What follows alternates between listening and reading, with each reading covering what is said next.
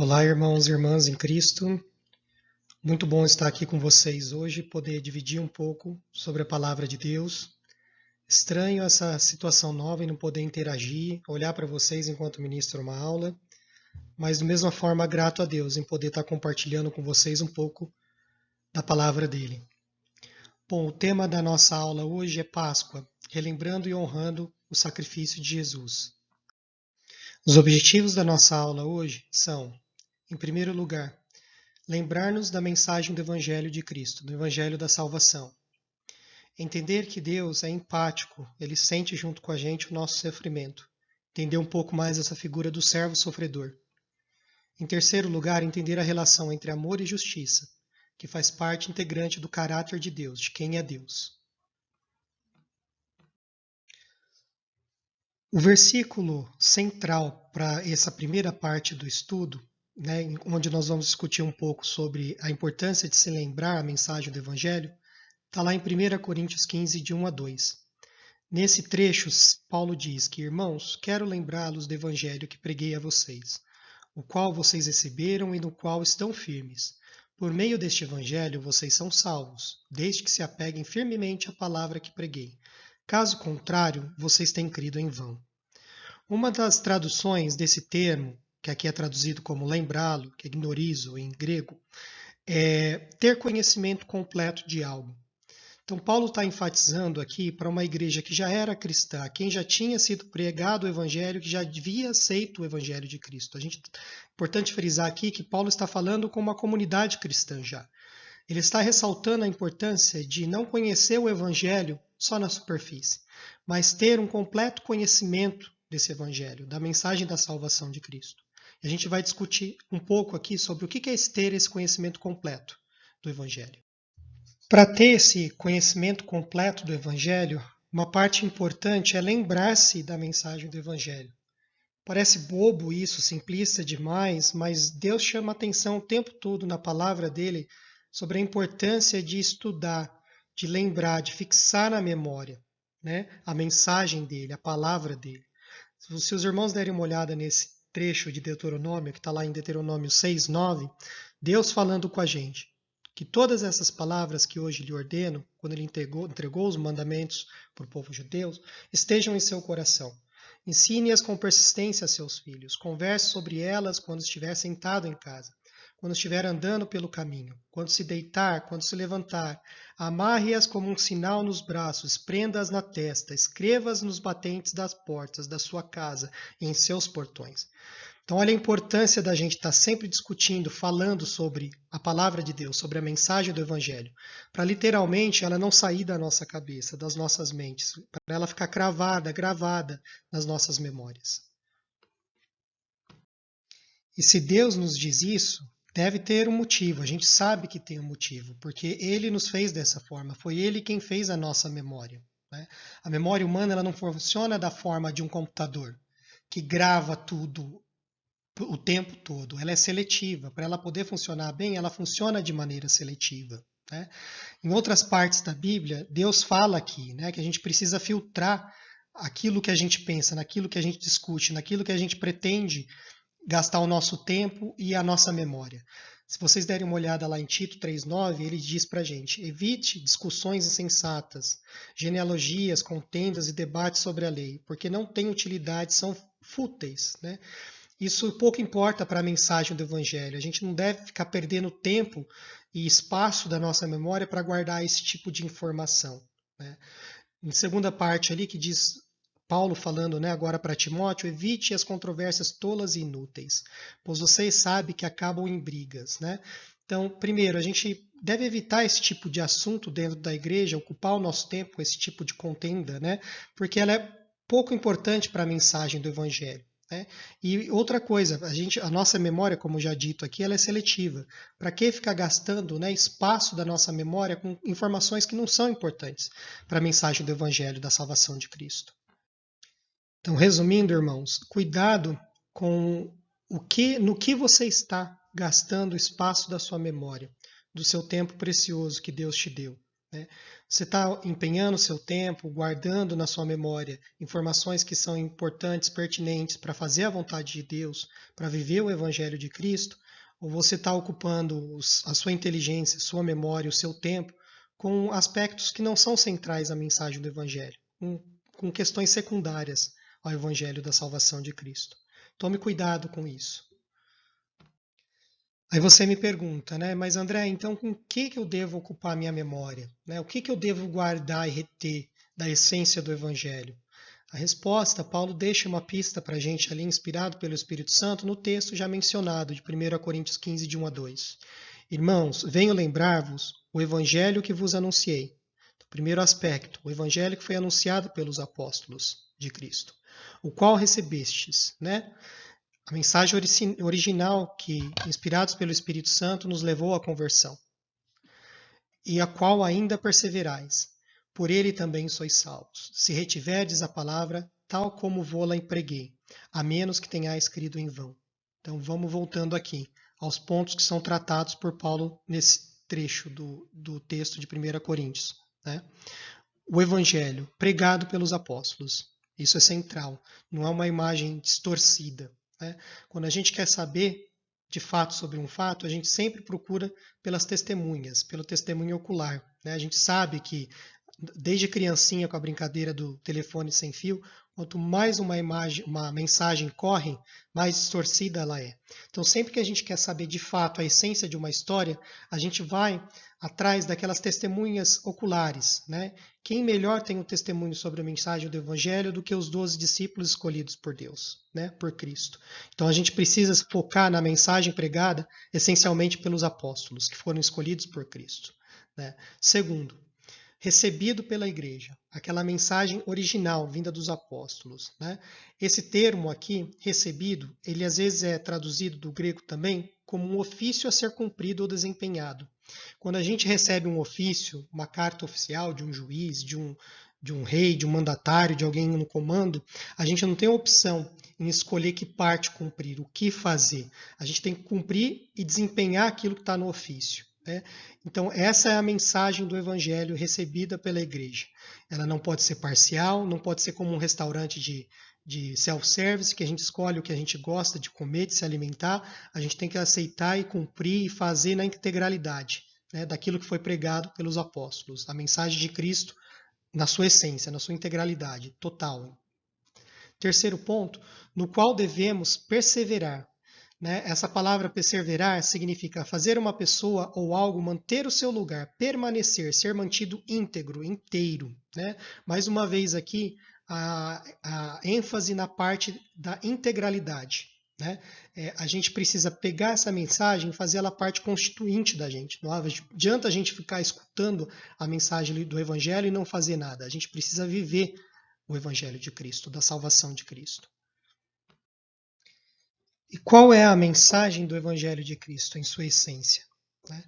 Nada melhor do que nesse período de Páscoa, quando nós comemoramos a ressurreição do nosso Senhor Jesus Cristo, a vitória dele sobre a morte, sobre o nosso pecado, nossa salvação, a alegria da nossa salvação, do que lembrar essa mensagem central do Evangelho. O primeiro ponto que a gente vai discutir hoje aqui, na essência do Evangelho, é a verdade central, que é resumida em 1 Coríntios 15, de 3 a 4, onde Paulo escreve, inspirado pelo Espírito de Deus, pelo Espírito Santo.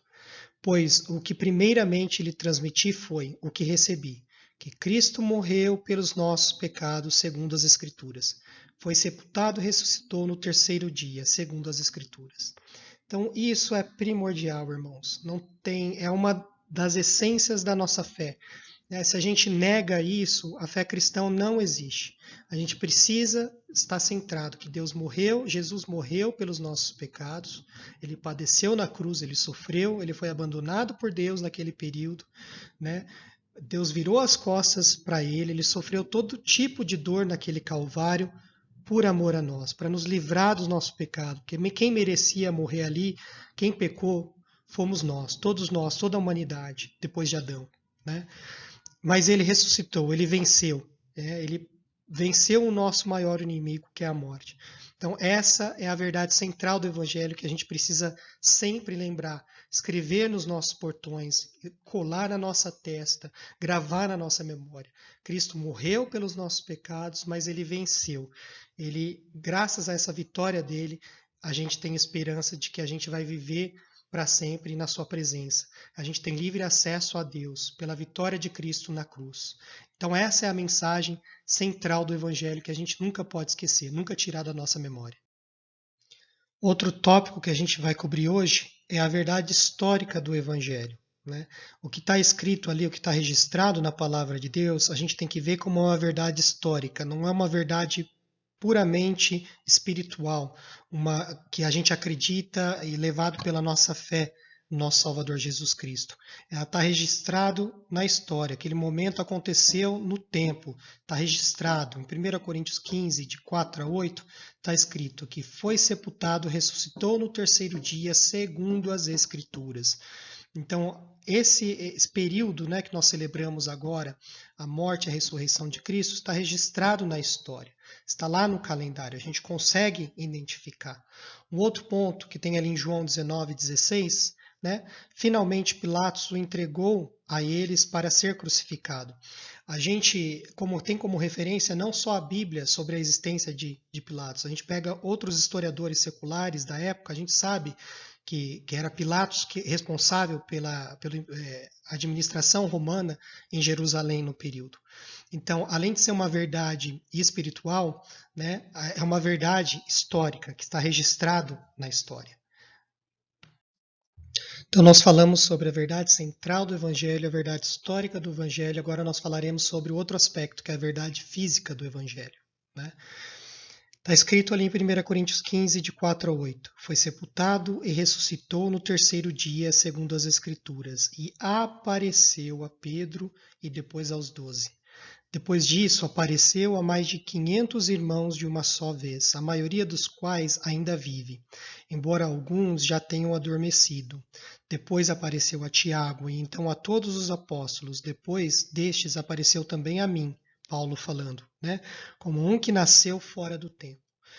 Então, Jesus Cristo, irmãos, algumas heresias, né, dizem que Jesus, o corpo dele não ressuscitou, né? Não haveria essa verdade física do Evangelho, mas não existe espaço para dúvida nos registros da palavra de Deus.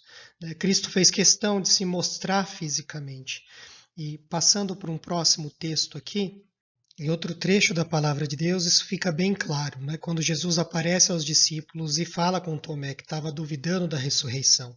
Jesus fala para Tomé, né? Coloque o seu dedo aqui, né? Apontando para as feridas dos cravos da cruz. Né? Veja as minhas mãos, estenda a mão e coloque-a no meu lado. Pare de duvidar e creia. Jesus não era um fantasma, Jesus não voltou em espírito, o corpo dele ressuscitou. Isso faz parte da mensagem central do Evangelho. Né? O corpo de Cristo sofreu, o corpo de Cristo morreu. O segundo Adão pagou pelos nossos pecados, né? No sofrimento e na morte do seu corpo. E o corpo de Cristo ressuscitou. Isso é indiscutível na mensagem do Evangelho, é central para a mensagem do Evangelho. Isso nos leva ao segundo tópico da aula de hoje, que é entender que Deus entende a nossa dor, entender um pouco mais sobre essa figura do servo sofredor. Né? Se a gente abrir lá em Isaías, a gente vê que o Velho Testamento, não só em Isaías, mas em vários aspectos, a gente sabe que o Evangelho ele é o fechamento da palavra de Deus, ele é o cume da revelação de Deus. Né? A figura de Cristo, toda a palavra de Deus aponta para a cruz de Cristo. Né? Vamos abrir ali em Isaías 52, de 13 a 15, onde está escrito: Vejam, o meu servo agirá com sabedoria, será engrandecido, elevado e muitíssimo exaltado. Assim como houve muitos que ficaram pasmados diante dele, sua aparência estava tão desfigurada que ele se tornou reconhecível como homem, não parecia um ser humano. De igual modo, ele aspergirá muitas nações, e reis calarão a boca por causa dele. Pois aquilo que não lhes foi dito, verão, e o que não ouviram, compreenderão. A gente sabe que o Evangelho de Cristo, né, Paulo chamou de loucura para os homens. Né? Os judeus esperavam um Salvador que viesse num cavalo branco, um general que levasse Israel a se transformar em um império na época, né? A conquistar, derrubar os seus inimigos, né? Eles esperavam um descendente guerreiro de Davi. Quando Cristo vem e diz: Eu sou sim o Messias, eu sou sim o Salvador, não só dos judeus, mas de todos os povos da terra. Mas não é assim, não é o meio militar, não é meio pela força que eu venho instituir o reino de Deus. As pessoas não aceitaram. Né? A gente vê aqui claramente descrito no Velho Testamento, na mensagem profética de Isaías, o sofrimento do servo sofredor, que sofreu tanto, que apanhou tanto, né? Que foi tão machucado que a sua aparência estava desfigurada e se tornou irreconhecível como um homem. Ele perdeu até o seu caráter de humanidade naquela cruz por amor a nós. Né? Em outro trecho de Isaías 53:12 disse: Por isso eu lhes darei uma porção entre os grandes, e ele dividirá os despojos como os fortes, porquanto ele derramou sua vida até a morte, foi contado entre os transgressores. Nosso pecado foi contado por Deus ali. Cristo foi contado entre os transgressores, mesmo sem ter pecado. Pois ele levou o pecado de muitos e pelos transgressores intercedeu. Graças à cruz de Cristo, irmãos. Amém por isso. Nós somos salvos pelo sacrifício do nosso Senhor. E isso é testificado no Velho Testamento em várias passagens. Eu estou citando aqui só Isaías, mas se a gente for fazer um estudo mais longo, a gente sabe que toda a palavra de Deus aponta para a cruz de Cristo. E a mensagem hoje aqui também é que se você está sofrendo, todos nós estamos passando por um período de exceção e de alguma forma sofrendo, né, nesse momento. Lembra que Deus se identifica com o seu sofrimento e não de uma forma teórica. Ele sofreu pela gente. Toda forma de dor, toda espécie de dor, quanto ele teve aqui na Terra. Eu não sei, irmão ou irmã em Cristo, que sofrimento que você está passando agora. Eu sei que todos nós estamos sendo privados de algo nesse momento e passando por algum tipo de sofrimento nessa realidade que estamos vivendo de uma Páscoa em quarentena, né? Longe da comunhão, da nossa congregação de fé, né? Mas é bom lembrar que Cristo escolheu sofrer pela gente e não foi só na cruz do Calvário. Se a gente relembrar um pouco a história de Cristo, contada nos Evangelhos, ele escolheu nascer pobre, né? A gente sabe que Maria e José, fugindo, né, da perseguição de Herodes, Cristo nasceu em uma manjedoura, né? Ele não tinha nenhum lugar numa hospedagem para nascer com certa dignidade. Ele estava ali, ele veio e escolheu nascer numa família cheia de privações, uma família pobre, né? Então, se você está passando por uma necessidade mais especificamente de financeira nesse momento, irmão, lembre-se de que Cristo ele contou-se entre os pobres, ele nasceu em uma família pobre aqui na Terra. Ele passou por todo tipo de privação financeira que você pode estar passando nesse momento, ou até pior. Né? Se você. Cristo foi um refugiado, a gente sabe disso também, que a família dele teve que fugir para o Egito por um tempo, né, para fugir da perseguição de Herodes, para ele não ser morto, né, ainda quanto bebê. Então, se você está distante da sua casa, se você está longe do seu lar, dos seus queridos, lembre-se disso, que Cristo passou por isso também na tenra infância. Né? Os nossos amigos que são profissionais liberais nesse momento, que não podem trabalhar para receber o seu sustento, o seu dinheiro, lembre-se que Cristo também foi um profissional liberal. Ele ganhava, né, como marceneiro nesse primeiro período da sua vida, né, antes de começar o seu ministério, ele era um carpinteiro, né, junto com o pai terrestre dele, com José, na família dele. E a gente sabe que esses trabalhadores trabalhavam para comer, basicamente. Né? Se ele não trabalhava, ele não comia. Então, se tivesse alguma dificuldade naquele momento que o privasse de trabalhar, ele também não comia. Então, Cristo passou pelo que você está passando. Espere-se nele. Né? Tenha esperança, saiba que ele está sendo cuidado por Deus, ele sabe que não vai te faltar nada, ele está cuidando de você e ele sofreu essa mesma dor que você já sofreu, que você está sofrendo. Tá? A dor do abandono, né? A gente lembra ali no Getsemane de Cristo orando, sabendo do sacrifício que ele ia passar, sofrendo ali na cruz do Calvário, que ele foi abandonado pelos amigos, que os amigos não oraram com ele, né? Que eles dormiram. Então, se você está sentindo nesse momento a dor do abandono, saiba que Cristo passou por ela também. Né? Ele se identifica com a sua dor. E a dor última, irmãos, esse graças a Cristo, você nunca precisará passar, que é a dor do abandono de Deus. A gente sabe que naquele momento em que Cristo estava ali no Calvário, morrendo pela gente na cruz, ele clama: Senhor meu, Deus meu, por que me abandonaste? Né? Todo o pecado da humanidade estava sobre ele naquele momento e Deus o abandonou. Ele sentiu a dor do inferno, a dor da morte, da separação eterna de Deus. Então, não interessa a dor que você esteja passando agora. Saiba que Deus, Jesus Cristo, ele sentiu essa dor aqui na terra. Ele é empático, ele chora junto contigo. E ele sofreu uma dor que você nunca vai precisar sofrer graças ao sacrifício dele, que é a separação eterna de Deus, a morte eterna. Graças a Deus, seja grato por isso, irmão. Independente da situação que você está passando nesse momento, você nunca vai precisar passar pelo sofrimento eterno e maior da morte eterna, da separação de Deus, porque Cristo se sacrificou e morreu na cruz por você. O teólogo inglês John Stott, em um grande livro que fica uma indicação de leitura aqui para vocês ainda que não leram, esse que chama A Cruz de Cristo, ele diz, irmãos, que eu mesmo jamais poderei crer em Deus se não fosse pela cruz. O único Deus que eu creio é o que Nietzsche ridicularizou como o Deus da cruz. No mundo real da dor, como se pode adorar um Deus que seja imune a ela? Já entrei em muitos templos budistas em diferentes países da Ásia e parei respeitosamente ante a estátua de Buda, as pernas e os braços cruzados, os olhos fechados, o fantasma de um sorriso a brincar em torno dos lábios, um olhar distante e isolado das agonias do mundo.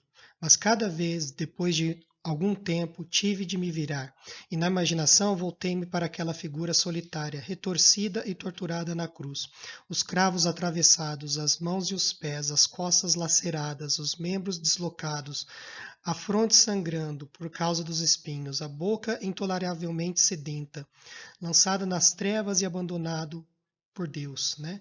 Esse Deus para mim, John Stott fala. Ele deixou de lado a sua imunidade à dor. Ele entrou no nosso mundo de carne e sangue, lágrimas e morte. Ele sofreu por nós. Nosso sofrimento tornam-se mais manejáveis à luz dos seus. Ainda há um ponto de interrogação contra o sofrimento humano. Muitas vezes a gente não entende esse sofrimento. E muitas vezes pessoas usam o sofrimento como desculpa para não acreditar em Deus, né? Mas em cima dele podemos estampar outra marca, a cruz, que simboliza o sofrimento divino. Muito forte isso que John Stott fala, né? A gente tem um Deus que se identifica com o nosso sofrimento, que escolheu sofrer pela gente. A mensagem da cruz faz todo sentido, de um Deus que é empático à nossa dor, a figura do servo sofredor. Isso nos leva, irmãos, ao terceiro ponto do nosso estudo, que é entender o caráter de Deus, né? Como que amor e justiça caminham juntos no caráter de Deus. A gente sabe que a mensagem da cruz ela é pedra de tropeço para muita gente. Muita gente não entende por que Deus precisaria, né, vir à Terra e se fazer homem e caminhar entre a gente, passar por todos os tipos de sofrimento aqui para nos levar à salvação, né? Vamos discutir um pouco sobre isso, sobre a importância disso e entender um pouquinho o caráter de Deus, conciliando esses dois aspectos do caráter dele, que é de amor e justiça, né? A gente lendo esses dois textos que estão projetados aí no slide para vocês, o primeiro, assim sendo, para vós, os que credes, ela é preciosa, falando sobre a mensagem do Evangelho. Mas para os que não creem, a pedra que os construtores rejeitaram tornou-se a principal, a pedra angular, e pedra de tropeço e rocha que causa queda. Porquanto aqueles que não creem tropeçam na palavra, por serem desobedientes. Todavia, para isso também foram destinados, né? Lá em 1 Coríntios 1, 18 a 19, né, Paulo escreve: Pois a mensagem da cruz é loucura para os que estão perecendo, mas para nós que estamos sendo salvos é o poder de Deus, pois está escrito: Destruirei a sabedoria dos sábios e rejeitarei a inteligência dos inteligentes. A gente sabe que a sabedoria de Deus está muito acima da nossa, né? E para muita gente a mensagem da cruz ela é loucura, ela é pedra de tropeço, né? Mas mesmo nos relacionamentos humanos, a gente vê que essa relação entre amor e justiça, ela está intrinsecamente ligada. Não há como dissociar uma da outra. Pensando numa anedota simples aqui de um acidente de carro que foi causado por uma parte que estava errada nesse caso. Quais são as opções aqui para resolução do conflito, né? Uma delas, né, que seria no caso a justa, é a pessoa errada pagar o conserto do carro da outra, né?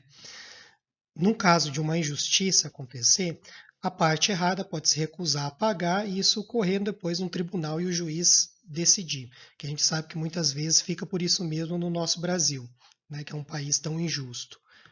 A terceira parte é a parte que foi prejudicada se sentir compadecida pela outra parte, que às vezes está num momento difícil, uma situação financeira difícil, né? E escolher sair do lado do prejuízo, ficar e arcar com prejuízo, né? Esse relacionamento entre amor e justiça acontece também no nosso contexto, no contexto das relações humanas, né? É claro que num plano bem menor daquele com Deus. Jesus Cristo foi a parte injustiçada, que escolheu ficar no prejuízo e morrer pelos nossos pecados. Mas para nós que cremos na mensagem do Evangelho, nós sabemos da centralidade, da importância da morte de Cristo, que a morte de Cristo no Calvário é imprescindível para nos salvar dos nossos pecados, né? Para que nós possamos ter novamente um relacionamento com Deus. Em Romanos 5, 17 a 19, Paulo escreve: Se pela transgressão de um só a morte reinou por meio dele, muito mais daqueles que recebem de Deus a imensa provisão da graça e a dádiva da justiça reinarão em vida por meio de um único homem, Jesus Cristo.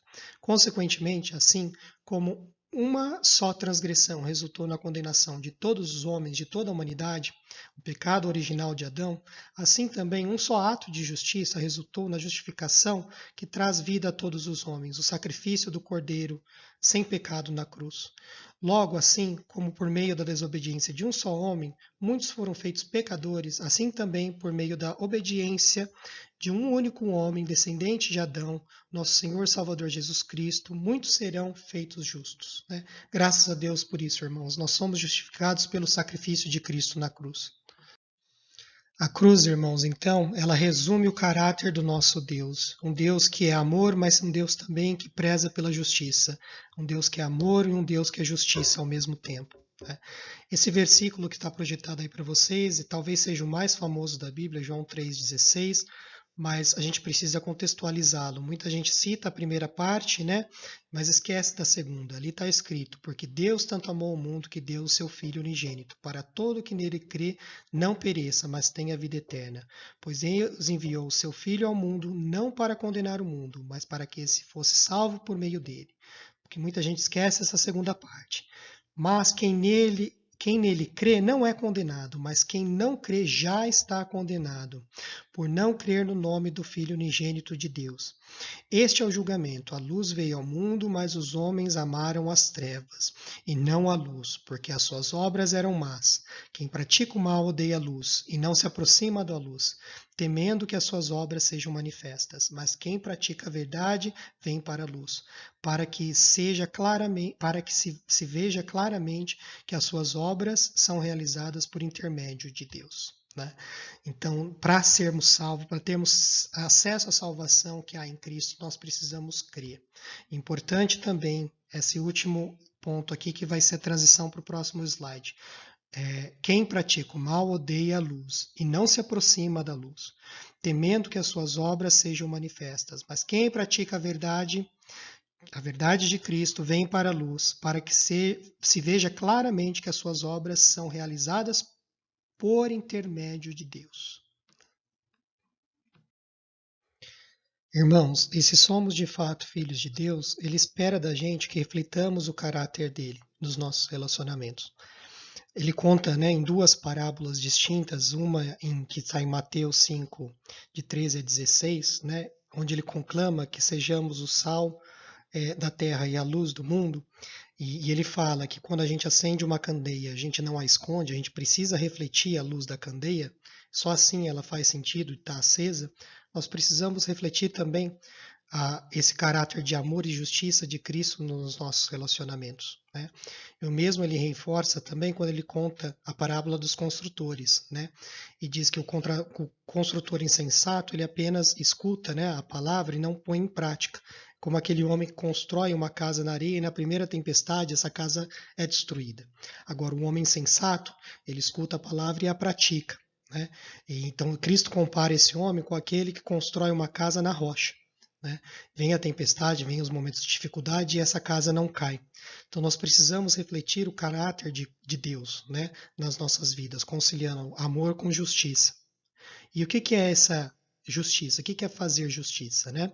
Peguei um trecho aqui de um livro do teólogo Timothy Keller, onde ele diz que fazer justiça inclui não apenas a correção de erros, mas a generosidade e a preocupação social, especialmente em relação aos pobres e vulneráveis. Esse tipo de vida reflete o caráter de Deus. Consiste em uma ampla gama de atividades, desde simples relações justas e honestas com as pessoas na vida cotidiana, até a doação regulares e radicalmente generosas no tempo e de recurso, até o ativismo que busca acabar com as formas particulares de injustiça, violência e opressão.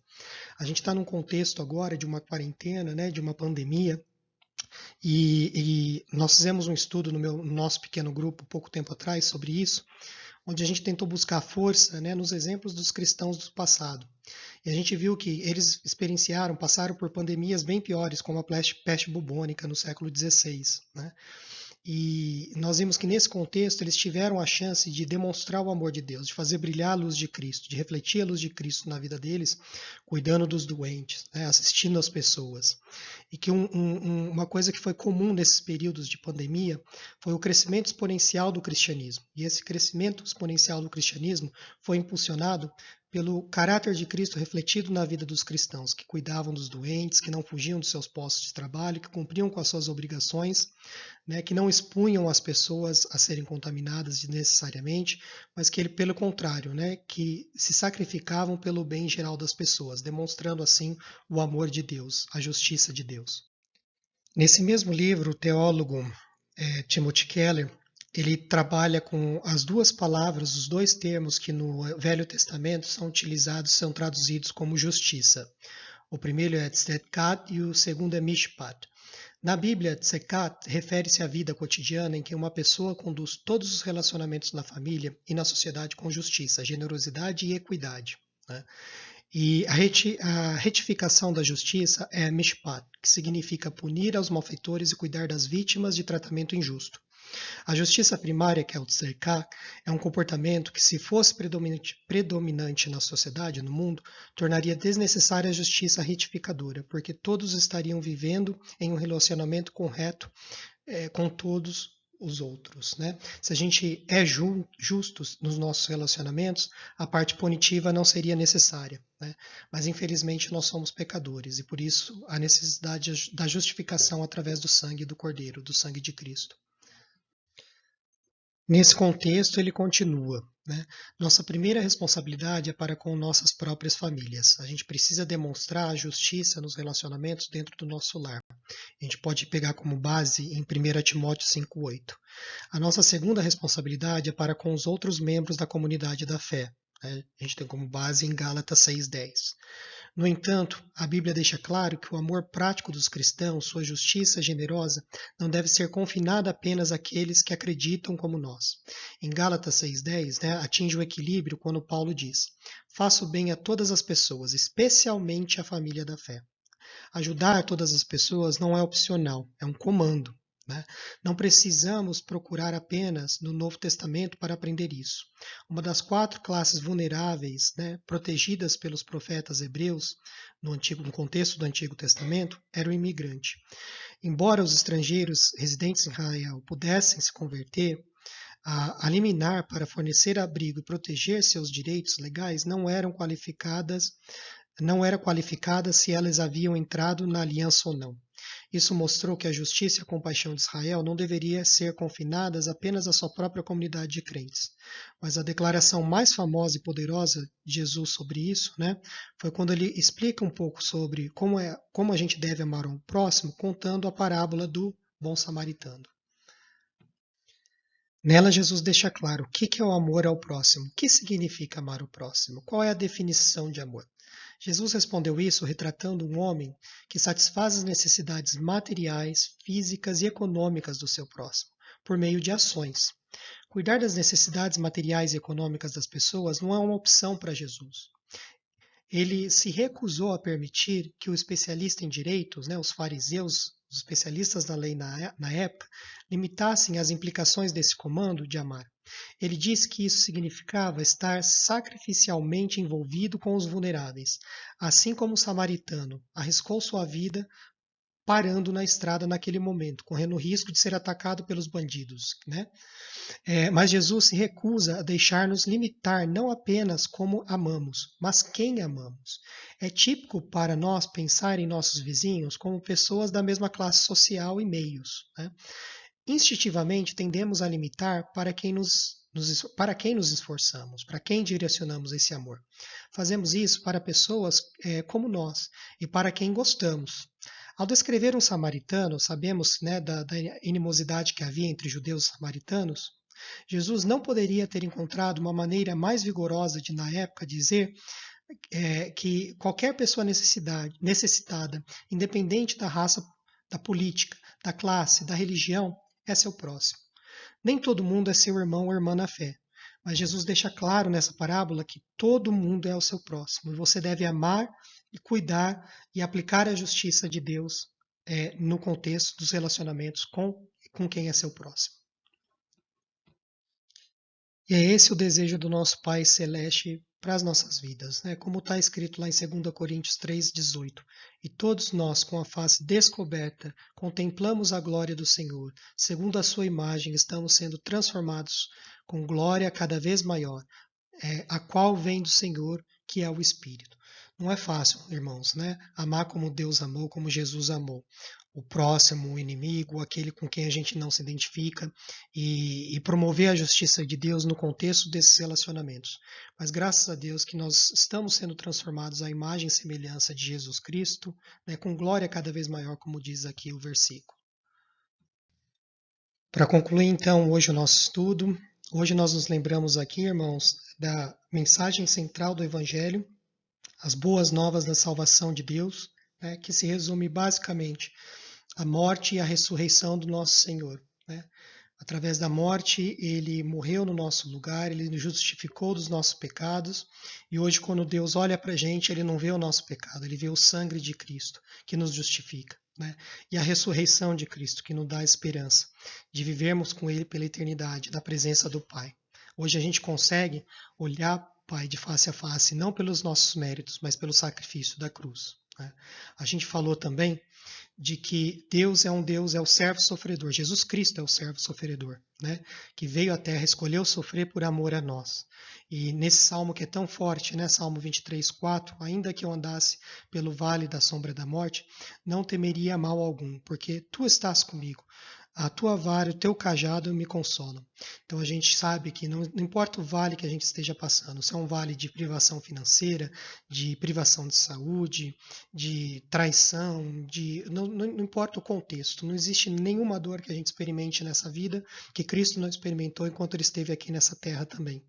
E nós precisamos lembrar também que o vale da morte nós não precisaríamos passar, porque Cristo passou pela gente, para que a gente tenha acesso à vida eterna, para que nunca Deus vire as costas para a gente como ele virou para Cristo, por conta do pecado que ele carregava, nosso, naquele Calvário, né? Sejamos gratos nesse período de Páscoa pelo sacrifício grande de Cristo na cruz do Calvário. E como a gente pode demonstrar essa gratidão pelo sacrifício de Cristo para conciliar, né, as características do caráter de Deus, de amor e justiça.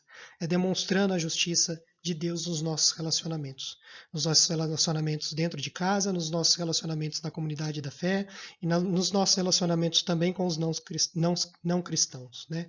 Que vamos orar por isso, pedir a Deus que nos dê força para que possamos, então, nos relacionamentos, demonstrar o caráter de Deus, fazer brilhar a luz de Cristo, para que nós possamos, de fato, cumprir o mandamento de ser sal e luz nesse mundo. Bom, irmãos, fiquem com Deus. Um saudoso abraço a todos. Espero que essa circunstância acabe logo, porque eu tenho certeza que todos sentem muita falta da nossa comunhão, a comunhão da nossa igreja, de poder abraçar, de poder olhar no olho, de poder trocar. Muita saudade de vocês. Fiquem com Deus e obrigado por acompanhar o estudo.